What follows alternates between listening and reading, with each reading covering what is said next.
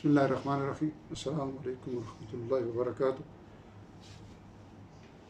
تذکیر الحدیث کے سلسلے میں معرف الحدیث کتاب الرقاق کی حدیث نمبر 39 کے ساتھ حاضر خدمت ہوں۔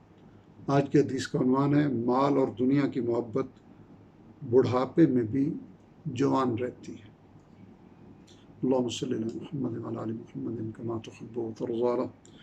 حضرت انس رضی اللہ تعالیٰ عنہ سے روایت ہے کہ رسول اللہ صلی اللہ علیہ وسلم نے فرمایا، آدمی بوڑھا ہو جاتا ہے اور بڑھاپے کے اثر سے اس کی ساری قوتیں مزمحل ہو کر کمزور پڑ جاتی ہیں، مگر اس کے نفس کی دو خصلتیں اور زیادہ جوان اور طاقتور ہوتی ہیں، ایک دولت کی ہرس اور دوسری زیادہ عمر کی ہرس۔ اسے معرف الحدیث نے صحیح بخاری و صحیح مسلم کے حوالے سے نقل کیا ہے۔ تشریح میں لکھتے ہیں، تجربہ اور مشاہدہ شاہد ہے کہ انسانوں کا عام حال یہی ہے، اور اس کی وجہ بھی ظاہر ہے۔ بات یہ ہے کہ انسان کے نفس میں بہت سی ایسی غلط خواہشیں پیدا ہوتی ہیں جو اسی وقت پوری ہوتی ہیں جبکہ اس کے ہاتھ میں دولت ہو اور زندگی اور توانائی بھی ہو، اور ان خواہشوں کی مضرتوں اور بربادیوں سے انسان کو بچانا پاسبان عقل کا کام ہے۔ مگر بڑھاپے کے اثر سے جب بیچاری یہ عقل بھی مزمحل اور کمزور پڑ جاتی ہے تو ان خواہشات پر اپنا قابو اور کنٹرول رکھنے سے مجبور ہو جاتی ہے۔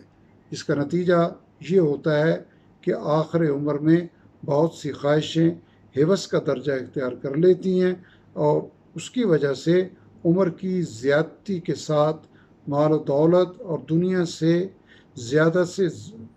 زیادہ اور دنیا میں زیادہ سے زیادہ رہنے کی ہرس اور چاہت اور زیادہ ترقی کر جاتی ہے۔ لیکن یہ حال عوام کا ہے۔